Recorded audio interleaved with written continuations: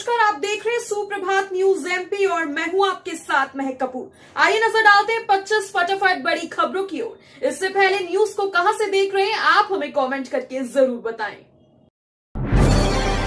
युवाओं को साधने में जुटी मध्य प्रदेश की बीजेपी सरकार। सीएम शिवराज ने शुरू किया सीखो कमाओ योजना। मध्य प्रदेश में जैसे जैसे विधानसभा चुनाव का समय पास आता नजर आ रहा है, वैसे वैसे राजनीतिक दल जनता को रिझाने के प्रयास में जुट गए हैं। इसी क्रम में बीजेपी सरकार युवाओं को अपने पक्ष में करने में जुट गई है। बता दें कि मध्य प्रदेश के सीएम शिवराज सिंह चौहान ने सीखो कमाओ योजना की शुरुआत की। इसके लिए वे राजधानी भोपाल पहुंचे थे। बता दें कि सीएम द्वारा शुरू की गई इस योजना में अभी तक 8 लाख से ज्यादा युवाओं ने पंजीकरण करवाया है। इस योजना के तहत सीएम शिवराज सिंह चौहान ने युवाओं को अनुबंध पत्र भी वितरित किया। सामान्य को 10,000 व SC/ST अभ्यर्थी को देना होगा 5,000 नामांकन शुल्क। विधानसभा चुनाव लड़ने वाले अभ्यर्थियों को नामांकन के दौरान नामांकन शुल्क भी जमा करना होगा। यह राशि इस बार ऑनलाइन जमा की जाएगी। इसका प्रशिक्षण रिटर्निंग अधिकारी और राजनीतिक पार्टी के प्रतिनिधियों को दिया जा चुका है। आयोग के निर्देशानुसार अभ्यर्थी को 10,000 रुपए नामांकन शुल्क जमा करना होगा। वहीं SC/ST उम्मीदवारों के लिए आयोग ने इसमें 50% की छूट रखी है, यानी इन उम्मीदवारों को 5,000 रुपए ही जमा करने होंगे। भोपाल एम्स में विश्व बाल चिकित्सा हड्डी और जोड़ दिवस पर बनाई गई नई सुविधाओं का शुभारंभ। अखिल भारतीय आयुर्विज्ञान संस्थान एम्स भोपाल में विश्व बाल चिकित्सा हड्डी एवं जोड़ दिवस मनाया गया। इस कार्यक्रम में मुख्य अतिथि के रूप में एम्स भोपाल के कार्यपालक निदेशक प्रोफेसर रजत सिंह की उपस्थिति थी। इस अवसर पर ऑर्थोपेडिक्स में एक्सरे सेवाओं और physical medicine and rehabilitation, orthopaedic operation theatre complex का उद्घाटन किया गया, जिससे अस्थि रोग से संबंधित मरीजों की देखभाल और उपचार बेहतर तरीके से की जा सकेगी। मध्य प्रदेश के विंध्य और ग्वालियर चंबल में योजनाएं नहीं, जाति बन रही चुनावी मुद्दा। राजनीतिक दलों ने वोट बैंक को साधने के लिए जिस तरह के जातिवाद का जहर बोया है, उसका प्रतिकूल प्रभाव अब उनकी राजनीति को प्रभावित कर रहा है। मध्य प्रदेश में विंध्य और ग्वालियर चंबल ऐसे क्षेत्र हैं जहां सरकारी योजनाएं नहीं बल्कि जाति चुनावी मुद्दा बन रहा है। इन क्षेत्रों में मध्यम वर्ग में आने वाले, स्वर्ण और निर्धन वर्ग में आने वाली पिछड़ी जातियों की संख्या बहुत ज्यादा है। यही वजह है कि दोनों वर्गों में सरकारी योजनाओं से जाति विशेष को मिलने वाले लाभ से लेकर टिकट के वितरण में भेदभाव अब मुद्दा बनता नजर आ रहा है। जल्द बदलेगा मध्य प्रदेश का मौसम। 3 दिन बाद सक्रिय होगा नया सिस्टम, गिरेगा तापमान, बढ़ेगी ठंड। वेस्टर्न डिस्टर्बेंस के जाते ही मध्य प्रदेश के मौसम में बदलाव आने लगा है और तापमान में भी परिवर्तन देखने को मिला। 3 दिन बाद एक बार फिर 22-23 अक्टूबर को एक नया वेस्टर्न डिस्टर्बेंस एक्टिव होने जा रहा है, जिससे तापमान में ज्यादा असर नहीं रहेगा, लेकिन इसके जाते ही पारा तेजी से गिरेगा और सर्दी बढ़ने लगेगी। मौसम विभाग की माने तो अक्टूबर अंत तक प्रदेश में गुलाबी ठंड रहेगी, लेकिन नवंबर में ठंड का असर तेज होने लगेगा और कोहरा भी दिखाई देगा। ट्रेनों में सख्त चेकिंग, संदिग्ध यात्रियों का सामान होगा चेक। चुनाव के मद्देनजर ट्रेन में यात्रियों की सुरक्षा व्यवस्था बढ़ा दी गई है। इसके लिए स्थानीय रेलवे स्टेशन पर ट्रेनों की आवाजाही के वक्त GRP जवान यात्रियों एवं उनके सामान की वीडियोग्राफी का जांच कर रहे हैं। GRP थाना प्रभारी वीरेंद्र झा ने विधानसभा चुनाव में अवैध रूप से नकदी और अन्य सामग्री को इकट्ठा करने को रोकने के लिए रेल पुलिस अधीक्षक के निर्देश पर ट्रेनों में चेकिंग बढ़ाई। रात को आने वाली ट्रेनों में खास तौर पर यात्रियों के सामान की जाँच पड़ताल की जा रही है। जय विलास पैलेस तक बनेगा स्वदेश दर्शन कॉरिडोर, पर्यटकों के लिए चलेगी ई-विंटेज कार। केंद्रीय पर्यटन मंत्रालय की स्वदेश दर्शन योजना 2.0 के अंतर्गत सिर्फ फूलबाग नहीं बल्कि जय विलास पैलेस तक एक टूरिज्म कॉरिडोर तैयार किया जाएगा। इसमें फूलबाग के आसपास गांधी प्राणी उद्यान, गोपाल मंदिर, बैजाताल, जल विहार, बारादरी, निगम संग्रहालय के अलावा अब जय विलास पैलेस को भी शामिल किया जाएगा। फूलबाग से लेकर जय विलास पैलेस तक पर्यटकों के लिए एक नए आकर्षण तैयार किए जाएंगे। इन पर्यटन स्थलों को नए सिरे से संवारा जाएगा। MP चुनाव से पहले दिग्विजय सिंह ने EVM को लेकर फिर छेड़ी बहस। मध्य प्रदेश के पूर्व मुख्यमंत्री दिग्विजय सिंह ने 5 राज्यों की विधानसभा चुनाव की प्रक्रिया के दौरान EVM को लेकर एक बार फिर बहस छेड़ दी। उन्होंने एक सोशल मीडिया प्लेटफॉर्म X पर एक यूजर की पोस्ट पर रिप्लाई करते हुए न केवल इलेक्शन कमीशन पर सवाल उठाया बल्कि EVM की वैधानिकता और पारदर्शिता को लेकर भी सुझाव दिया। कांग्रेस नेता दिग्विजय सिंह ने आरोप लगाया है कि लगभग 20 राजनीतिक दलों के प्रतिनिधियों को इलेक्शन कमीशन ने मिलने तक का समय नहीं दिया। परीक्षा परिणाम को लेकर विवाद, 100 अंक का पेपर 60 अंक मानकर जांची कॉपियां।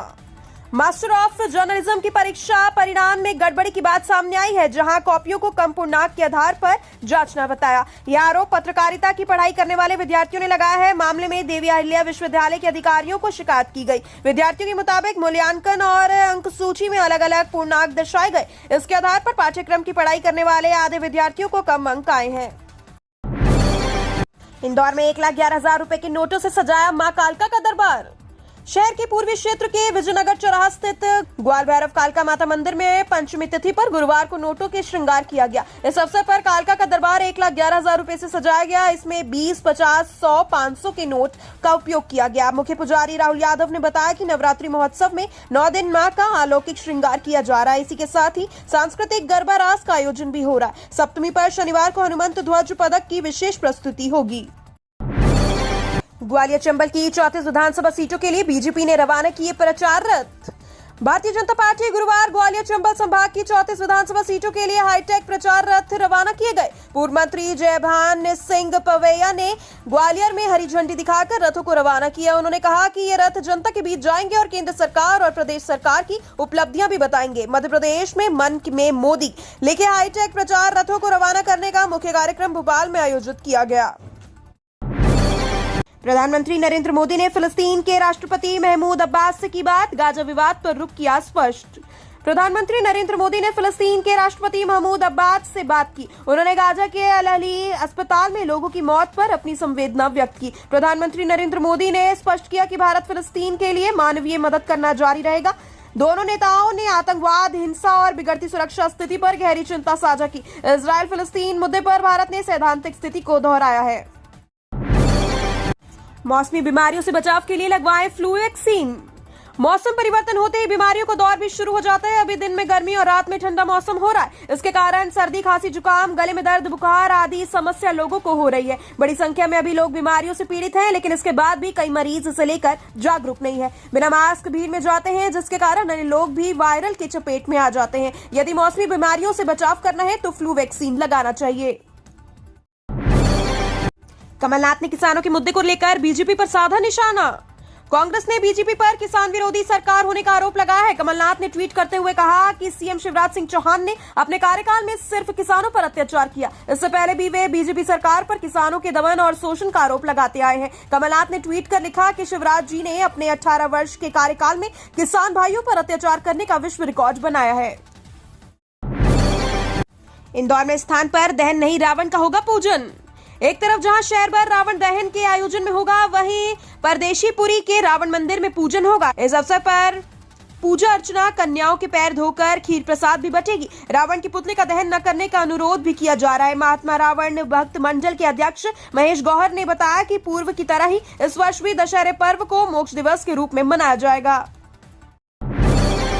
वाहन चेकिंग में पुलिस ने जब्त की कमलनाथ और कांग्रेस प्रत्याशी की फोटो, लगी गंगा जल की बोतल।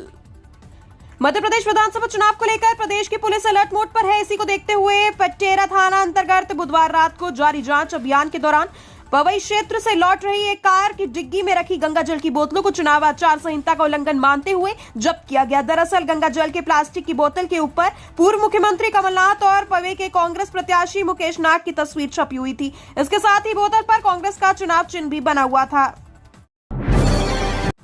मध्य प्रदेश में गठबंधन न होने पर कांग्रेस पर भड़के अखिलेश।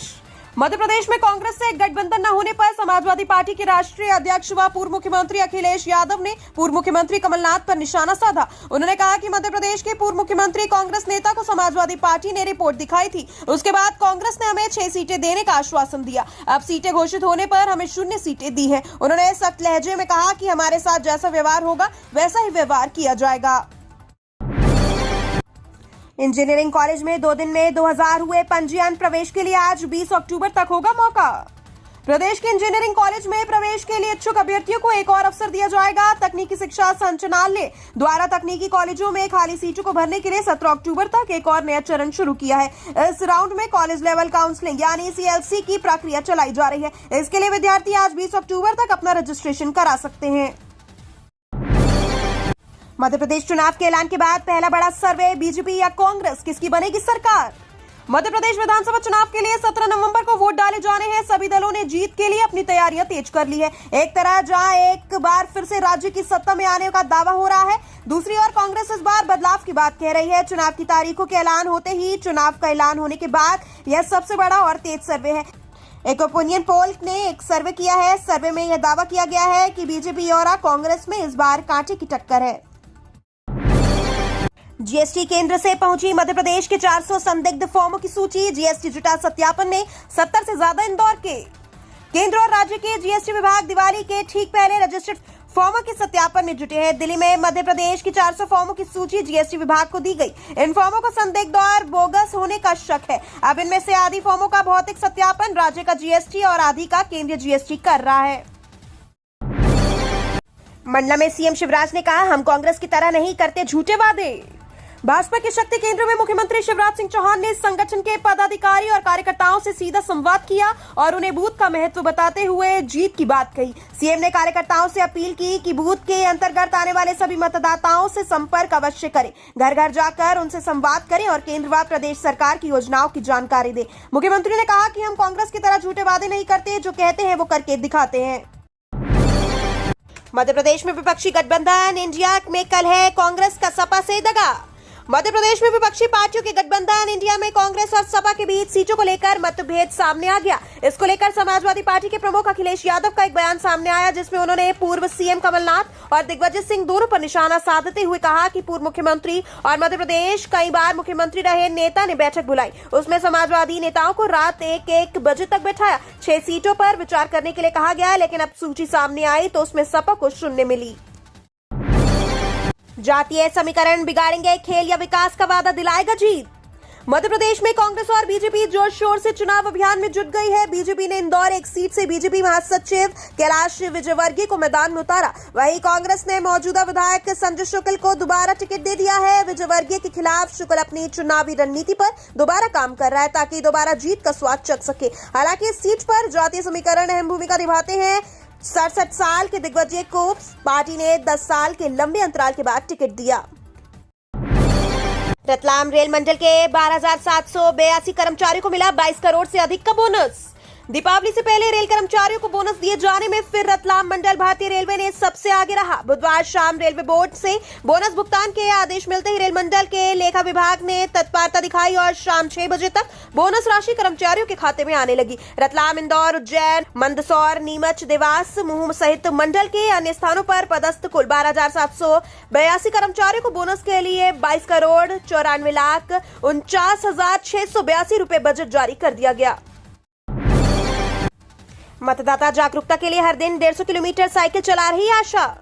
मध्य प्रदेश से ज्यादा लोग विधानसभा चुनाव में मतदान कर अपने अधिकार का सही उपयोग करें। इसकी जागरूकता के लिए राष्ट्रीय स्तर की साइकिल चालक आशा मालवीय मध्य प्रदेश की साइकिल यात्रा पर निकली है। वह विभिन्न संगठनों से मिलकर मतदान के लिए जागरूक करेंगी। साथ ही प्रदेश की हर विधानसभा में पहुंचकर लोगों को ज्यादा से ज्यादा मतदान करने की अपील कर रही है, जिससे प्रदेश की जनता बेहतर प्रतिनिधि चुन सके।